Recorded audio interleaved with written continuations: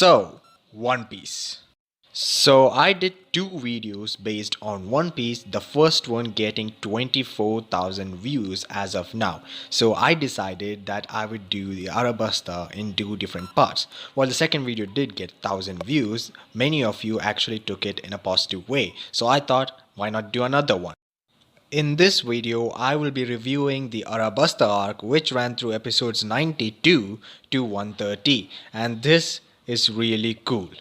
So I watched the Arabasta arc a couple of months ago and I thought it was a good arc. I didn't think it was outstanding like other people used to say. And now after catching up on One Piece, I rewatched the entirety of the arc just so I could make this video, and that's why I'm this late. But I have to tell you, now that I watch it, I can understand why people call it outstanding. This is so freaking amazing. Unlike my previous video, this video will be an in-depth analysis of the entire arc, which I haven't done in a really long time. And now that I'm trying to top myself with this video here, I think I am going to try and edit this as good as possible. But I did divide this arc into different arcs by myself, so that will be kind of your timestamps for this video.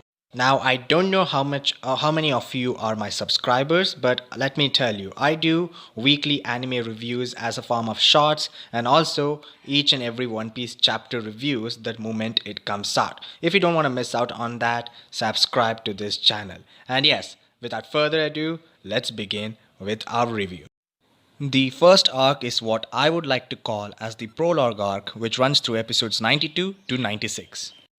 So in episode 92, we get to meet Mr. 2, aka Bon, or Bentham to be precise, and we also get to see his Devil Fruit powers, which I really thought were cool because I was really excited to see what kind of Devil Fruit powers that the other Baroque Works higher agents had.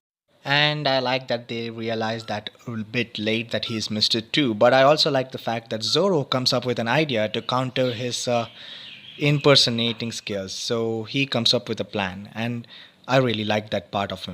In my first ever One Piece review video, I did say that Zoro is the one with common sense, and most of you in the comments were like, Zoro is not the one with common sense. I mean, come on.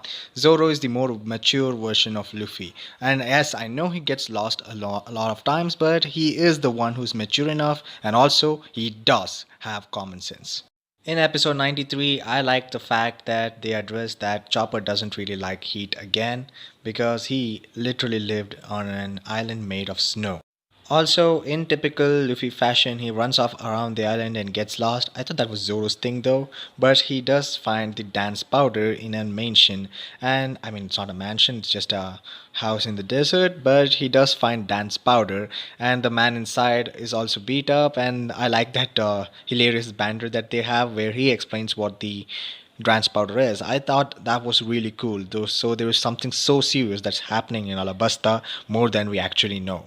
Also, another thing that I realized while watching it for the first time is that Chopper can actually talk to animals, and that would be really helpful if he's on the crew, which he is. And he does return to the crew at the end of the episode, which I thought was silly. There could have been intense drama because of this, but no, Oda just chose this. Also, we meet the camel Matsuge.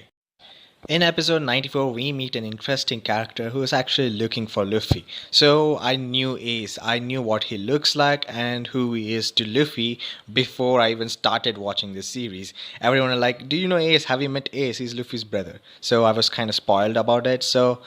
But even though I was really excited to see him in person for the first time.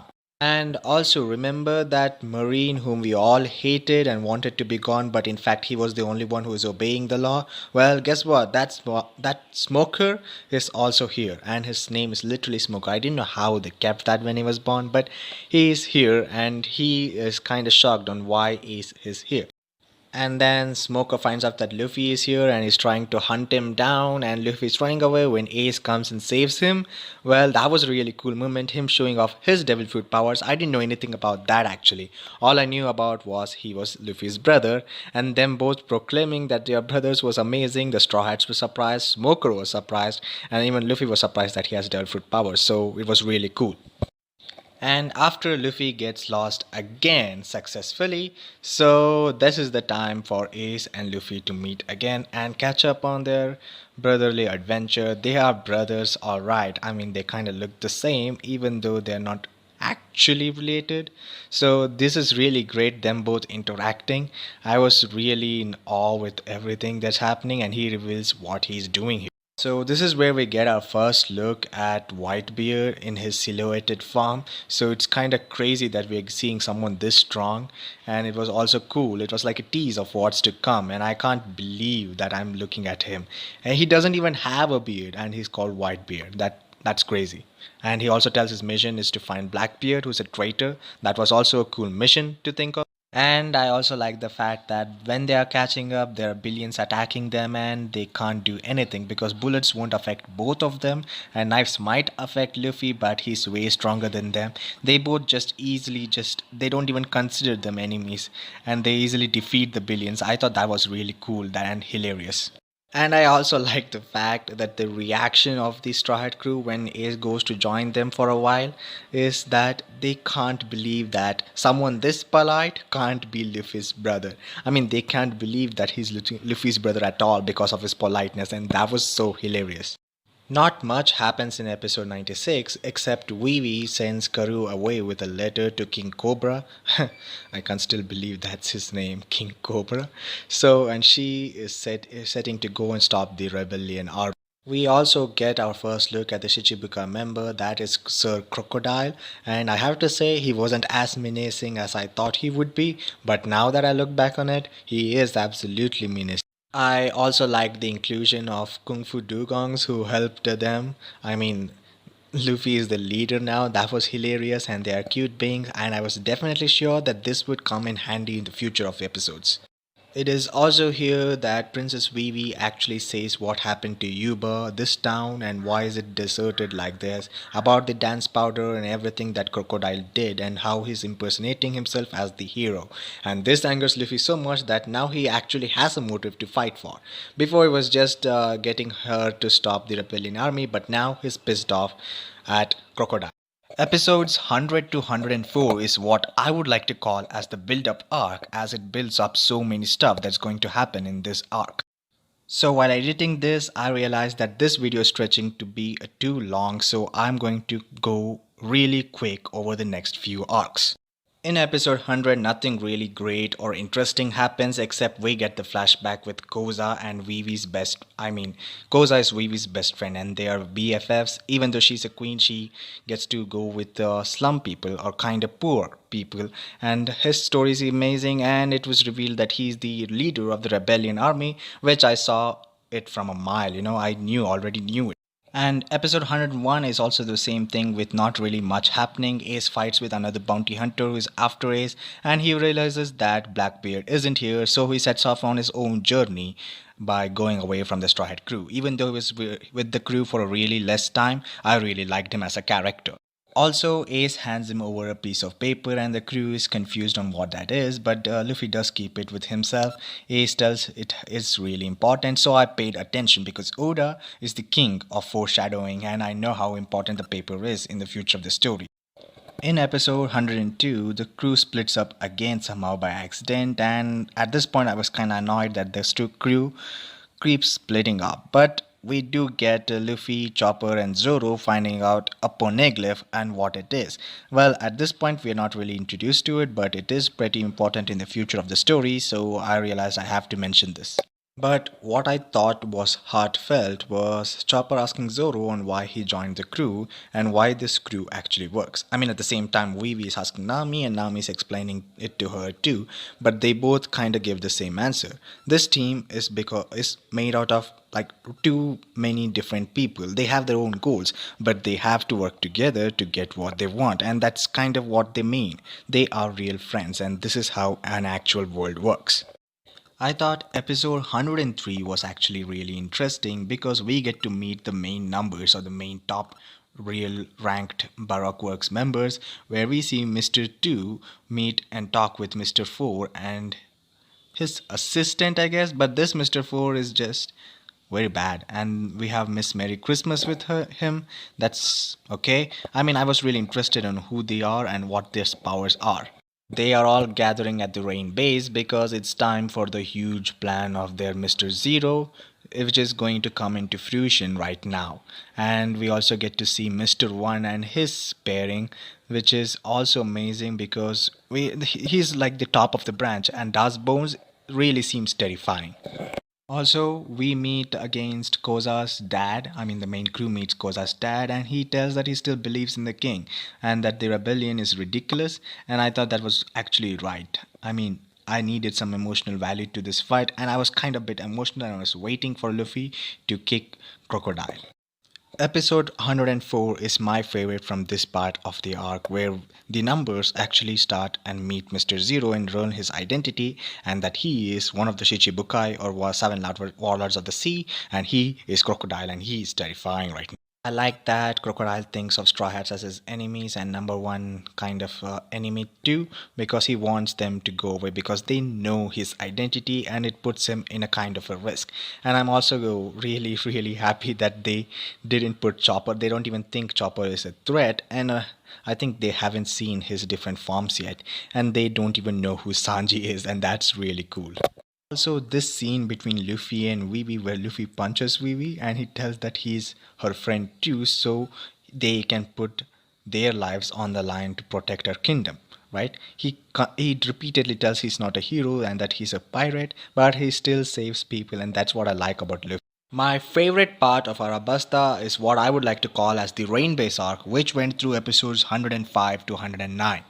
So the crew decide that it's actually hopeless to go against the rebellion army, so they instead decide to attack Crocodile right where he is in the Rain base, which I thought was really cool.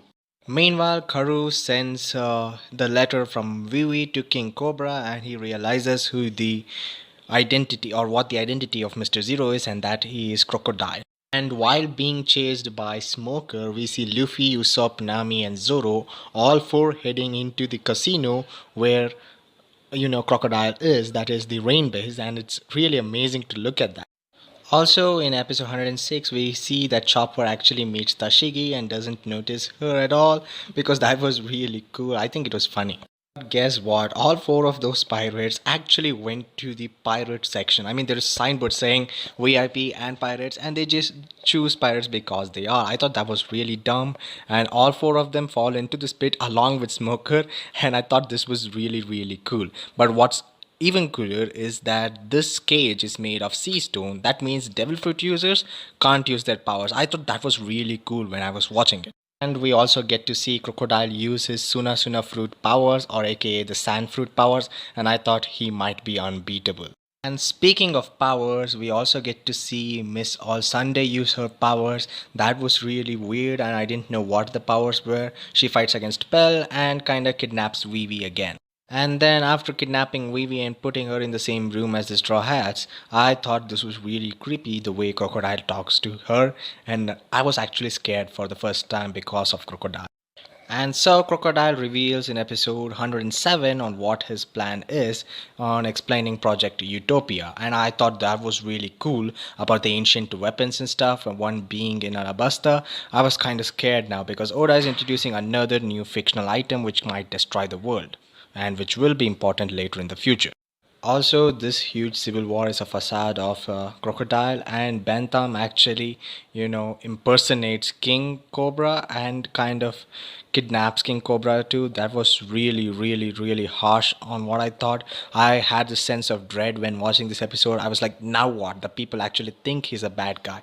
This should be resolved immediately, or I was losing it already watching it. And then I saw a little boy actually finding out that that was fake king, and I was really happy because that would become important real soon, and I was really happy that I saw that. I also like how Oda writes stuff because right now we have a time limit for those trapped in that cage because water will fill in this room. But also there is this really important question that we need to know. Is that a banana which grew an alligator, or is that an alligator which grew a banana? Because that's one of the most unsolved mysteries that fans are still arguing over, and I want you to tell me in the comment section below on what it is. And this is why I like Oda's style. We were so caught up in the moment that we forgot there is another Straw Hat or two other Straw Hats remaining. And this sense of dread there was like everything's lost, all hope's lost, there's no way of escape other than we be finding the key.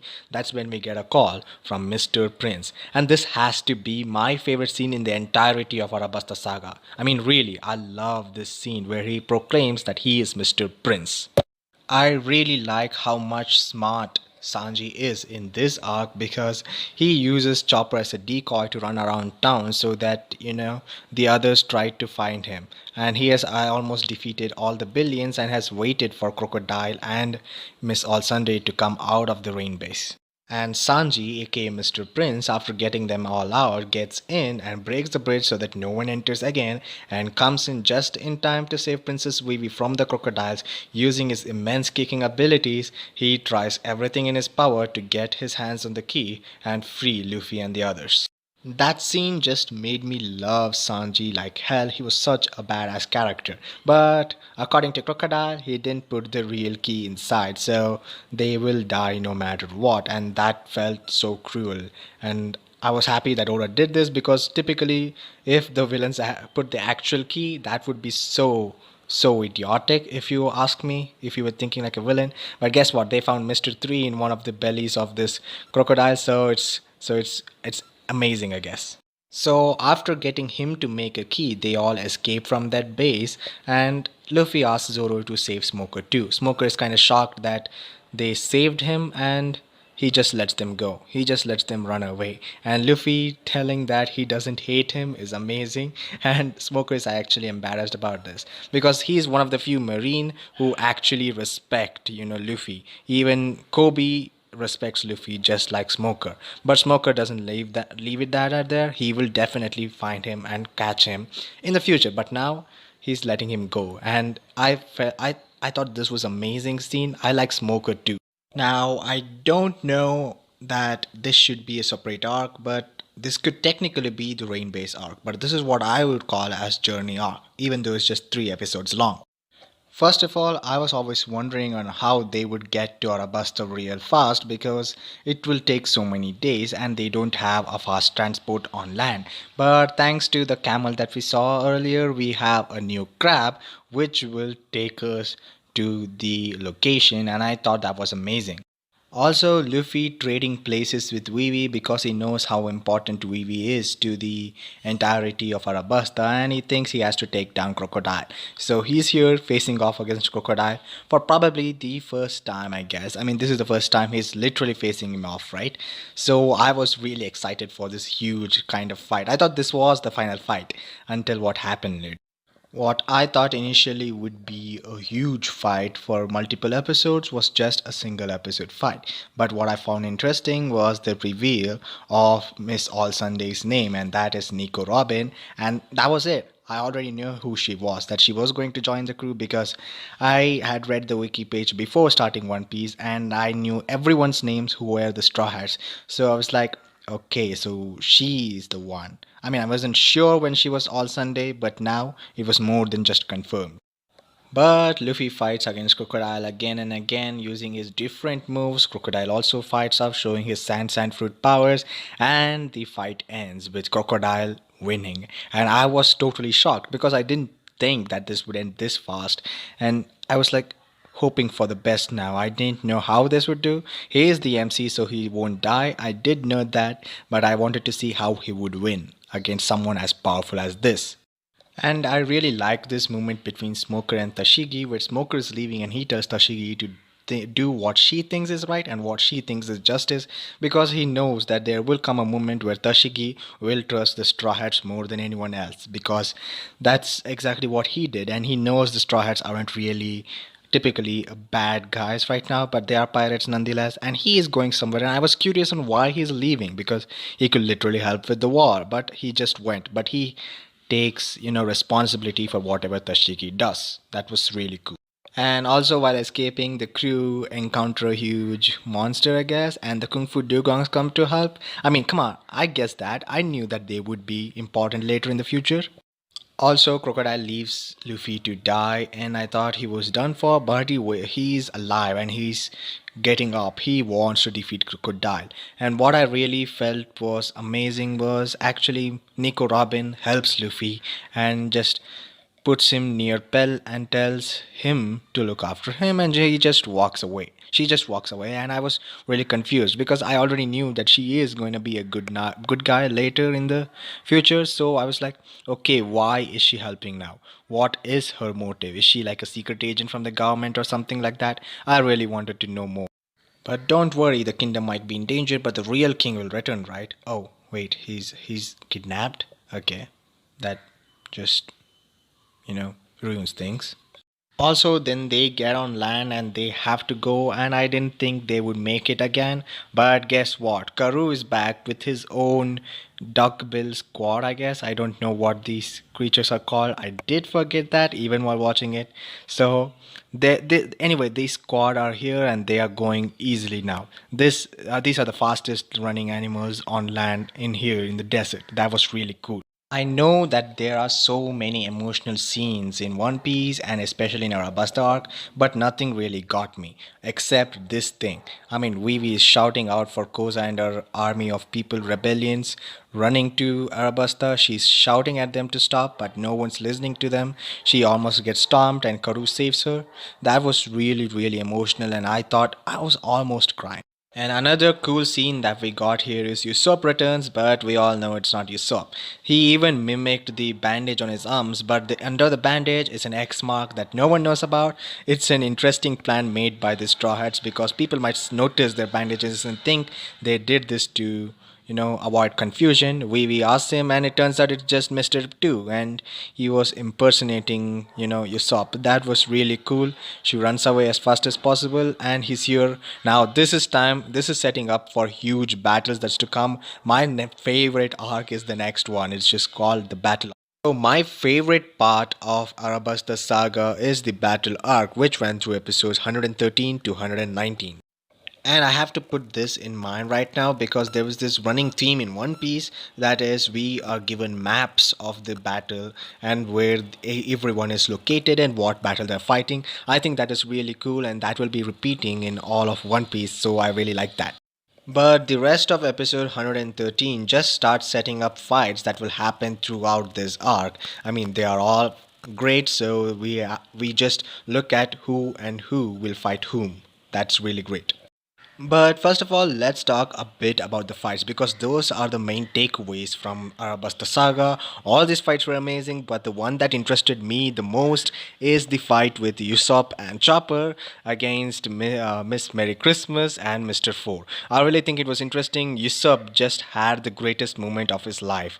I mean, he uses a 5 plus ton hammer, which is a fake. He uses every skill that he has to win against those villains. That was really cool, and I think this is one of the most underrated fights, and I think this is the best fight in all of Arabasta.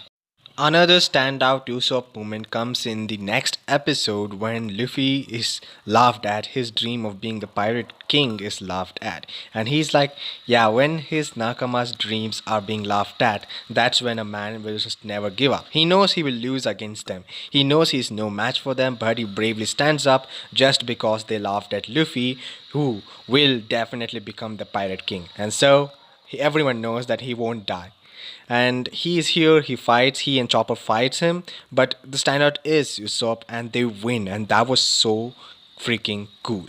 But immediately after that fight, the next fight is being set up for the next episode, that is Sanji versus Mr. Stew. And I have to say, I thought this is the weakest fight of Arabasta. Like, I didn't really care about what happens in this fight, even though I knew Sanji would definitely win. But here's what I did find interesting: the setting up of the battle between Zoro and Mr. One. Mr. One is the second in command for Crocodile, so it's really natural that Luffy's second in command, that is Zoro, will fight against him. And plus, he's a steel man, so it's going to be really tough for Zoro to fight him with his sword. So it's going to be really interesting, and I was really excited. And yeah, I really like this kind of text that appear when a person wins a battle, and I thought that was really cool. Sanji wins against his fight against Mr. 2, and I didn't really care.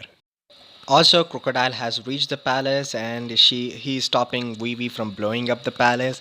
There he tells her that he killed Luffy, and I was really devastated by that. Luffy is not dead yet. We all know that. I was just waiting for Luffy to return and make Crocodile pay for what he did. My second favorite fight of the series is Nami versus Miss Doublefinger. Yes, I like it even more better than the Zoro fight, but I was kind of annoyed on how much it focused on comedy because Nami is not a physical fight type of person, and her getting a weapon was kind of interesting. I really wanted to see how it goes, but it focused too much on comedy scenes like her trying to use the climb attack, but it's just a party kind of thing that Usopp just created while he was free, I guess. But Nami tries and learns on how to use it while going on, and that makes it one of the most interesting fights. Doublefinger is not waiting, like she's not going easy on Nami, but still Nami survives, and also she holds her own against her. She's one of the most powerful people in the world without her even knowing it. And with this episode, it is revealed what Crocodile's true intentions are. He wants to create the world's most powerful military nation, and he wants to get the legendary weapon, one of the three ancient weapons, Pluton. And even King Cobra knows what it is, so he's going to use him, threaten him, find Pluton to use it against the world. And that was really, really crazy.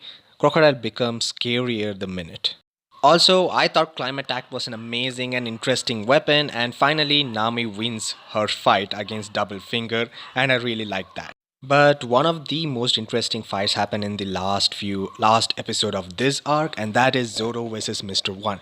And I think it was really interesting because Zoro realizes that he can't cut steel, but he has to win for his captain Luffy, and he, who doesn't feel comfortable without all three of his swords, just uses one sword and learns a breathing kind of technique so that he can cut steel. He practices while fighting, and he does end up cutting Mr. One, and I thought really that was really cool. I was jumping in joy when Zoro does that. I mean, Zoro is one of the most badass characters, so I love that. This is what I would like to call as the final arc or the final arc of the Arabasta, where we see the final battle between Luffy and Crocodile. We also get Shaka's devil fruit powers revealed, and I thought that was really cool. It was a Zoan type but a Jackal model, so I really liked that, I guess. So then we realize that there are like 25 minutes left for the bomb to go off, and there's a 5 kilometer radius and nothing will be left. So I realized that this is the stake for this. I'd like that Oda keeps a timing kind of thing for every arc now. And Koza comes in and it gives me a moment of hope, and he realizes how wrong he was. After realizing what happened, Koza shows the white flag and the rebellion understand, and for a moment I had hope that finally both of them will work together to find the bomb and find it. But of course there has to be some misunderstanding because Barkwook agents shoot Koza, and this starts another huge kind of battle, and they keep battling, and I was so pissed off at this right now. Another heartbreaking scene that I thought was Vivi crying everyone to stop that battle, but nobody is even looking at her. They are all caught up in their own thing. It is always heartbreaking to see Vivi cry and being so helpless. It is at this moment that all hope was lost. Crocodile has her by his hand, and he's like literally holding her up her throat, and every hope is lost. And I was like, anytime now, Luffy, please show up anytime. I mean, everyone's losing. They need you. And just as I said that, Ichiro Goda actually, granted my wish, and Luffy came in flying. I mean, he literally came in flying with Bell, and he is really angry. He saves a falling Vivi and catches her and assures her that he will save the kingdom no matter what. Luffy then goes on, and Crocodile is always still bragging because he knows that Luffy can't even touch him, but then Luffy touches him and punches him in the face, and I was jumping in joy at this point. I still didn't realize, or I didn't deduce what happened, but I was really happy, and Luffy knows that water weakens Crocodile, so he is ready and he knows how to win now. While the rest of the crew along with Princess Vivi try to search for the bomb, Luffy is fighting against Crocodile in his own way. I mean, drinking the water, spitting it out, and then punching Crocodile, and is already manhandling him. And this actually gives Robin a laugh. I thought, okay, what? It is also after Robin's fight with Tashigi that it is teased about what happened to Nico Robin. There is some dark past which has to be explored soon, even though there was like very few episodes left of this arc, and I was confused. But also, there is another thing that happened, and that is Luffy lost against Crocodile. I mean, come on, man. How many times do you lose to the same man? So this is where Nico Robin takes King Cobra down the stairs to the Poneglyph, and this is where we realize that all she cares about is the history. She doesn't care about humans or whatever happens with them. All she cares about is the history. And then Crocodile asks her to translate what's on the Poneglyph, and she deliberately lies. And Crocodile realizes that and cuts her. And I was like, okay, now her joining the crew makes sense. I mean, look at her. She just sacrificed kinda because she realized her dream isn't there. So that just gives her an opportunity to join Luffy's crew, and even though it kinda made sense, it still didn't. Also, Tashigi helps Luffy find the direction where Crocodile is, and I thought that was really funny. Luffy returns and uses his blood as a weapon against Crocodile, and I thought that was really cool. And then we also see that Tashigi and the Marines are actually helping the Straw Hats against, to find the bomb, because they know that they have to trust these pirates more than anything right now. And Tashigi is following her own sense of justice, which I thought was really cool. And as we near the end of the arc, we realize that the bomb is on the clock tower. Wow, so original. So Vivi jumps in and uses her strength, defeats those two criminals and stops the bomb. And for a moment, I'm gonna be honest here that I was actually happy and I was satisfied. I was okay until I realized that the bomb has a timer just like Vivi, and I was freaking out again. I mean, there has to be a character death to make it even more important, right? And that's what I like and hate about Pell's sacrifice scene, because I didn't even care about Pell when he was introduced or when he fought, but until he died, that was. And he uses the bomb and he flies away and he dies, sacrificing himself to save everyone, and that made us like that character. But I would have liked it if he stayed dead, but Oda doesn't like killing off his characters, I guess, because Pell is still alive, and I was kind of disappointed. But on the other hand, we have a really satisfying moment where Luffy actually punches Crocodile into the sky and wins against him, even though he's poisoned. And I really like that shot where Crocodile's face is all beaten up, showing how much Luffy actually absolutely destroyed him. And I was really happy with this kind of ending. And even after that, Vivi's screams are not yet heard until rain comes pouring down and everyone just shuts their mouth. And it's a sweet reveal that Smoker was the one who used the dance powder to make it rain so that the fighting would stop. And I really liked that, and that was cool. The last 4 episodes of the Arabasta arc is what I would like to call as the Aftermath arc, which runs through episodes 127 to 130. Well, we find out that Igaram is actually alive and he's back with the boy, and I am kind of shocked. I mean, it would have been better if Igaram just stayed dead, but that would mean Robin actually killed Igaram, which would just add a murder to our list, and Oda wants us to like the character. Also, I did point out that the boy would be important later, and here he is, and he tells that it was actually Bon Clay who impersonated, the king. And it was a really smooth gesture that King Cobra is actually carrying Luffy here. Basically, Luffy is the one actually carrying the entire kingdom's hopes, and here he is. And where the hell is Robin in this shot right now? But it really pissed me off that the Marines are actually giving all the credit to Smoker and Tashigi, and even Smoker is pissed off about that. He wants to tell the whole world that was actually the Straw Hats who actually, took down Crocodile, and even he is pissed, and that's what I like about Smoker. He's extremely justice driven. And the Straw Hats have a feast in the palace, and it's always so fun to see the entire Straw Hats after winning having a huge feast with the people that they just saved, and it's always heartwarming. And is that Sanji actually getting to know the recipe of different dishes? That's so Sanji, and I really like that they added this scene. But it was also gut wrenching to see the Straw Hats leave the Alabasta kingdom in the middle of the night so that no one knows. They do tell Princess Vivi about that because they know that the Marines are searching for them, and it would be too bad for the pirates to be in the royal palace. So they just leave, and I thought that was heart wrenching. Also, Bon Clay was the one actually protecting the ship, and I was like, wait, am I supposed to like him now because he just helped the Straw Hats? Well, guess what? I do like him, I guess, because there is no reason for me to hate him actually in this scene. I mean, he hasn't done extremely evil acts, right? Right?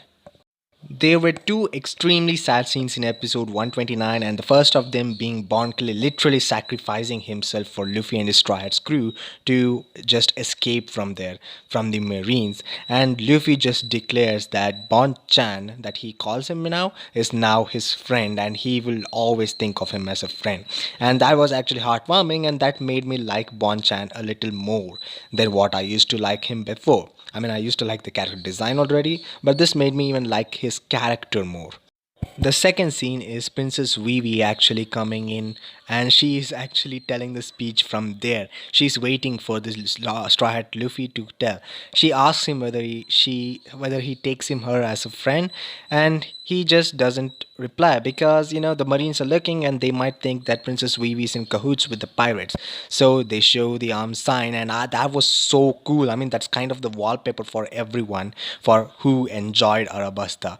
Them showing their hand sign, and Vivi understands what they mean, and she's happy. And I'm kind of glad that she didn't exactly join the crew. She's just a partial member of the crew, but also a part of this immense Straw Hat family. But the greatest fun moment of all comes in the last ever episode, and that is Nico Robin joining the crew. I mean, I was kind of surprised. The entire reaction of this Triad crew was surprising, and everyone had their own enmity towards Nico Robin because she is a Baraka's agent, and that too, Miss All Sunday. This was really cool. I mean, Oda could go many places with this. She's the only crew member that not everyone fully trusts. I mean, except Luffy. Luffy totally trusts her, and I really like her assassin type of charm that she has. She literally takes everyone on her side except Zoro, I guess. I don't know if Zoro fully trusts her at all. I mean, he doesn't trust anyone except Luffy, but he would give his life to the crew members.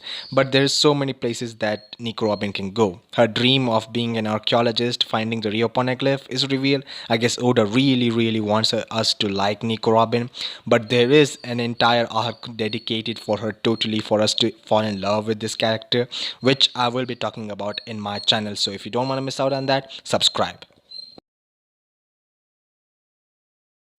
So I would say that Arabasta is the epitome of Ichiro Oda. I would say that in the East Blue Saga, he wasn't really sure on how to do the story, and all he knew was to like gather the crew with different kind of mini arcs. But in Arabasta, he had a proper blueprint and how the fight should go, and I really liked the pacing of this story. I mean, this is the best pacing that we ever get in One Piece, I guess, because I have seen the future arcs, and I wouldn't say that anything actually, bested this pacing. So I would say that this is the best pacing I've seen. I wouldn't really say the story is so unique and I've never seen anything like this because I watch TV shows and movies in 8 different languages. So I wouldn't really say this was a really unique story, but it is really fun. I would suggest everyone to watch this arc. And this is one of my favorite arcs of all time, especially in pre-time skip One Piece. And the next one is even cooler, I guess, in a way, and it's even complex. The story keeps getting complex with each different arc. I would say that Skypiea is one of the most awaited things that I really want to delve in again. I'm going to rewatch it as soon as I can and start making this video and put it over on my channel. So if you don't want to miss out on any of the reviews like this, subscribe and like this video and share this with all your friends who are into One Piece. I'll meet you guys in my next video. Till then, sayonara guys, Chan out.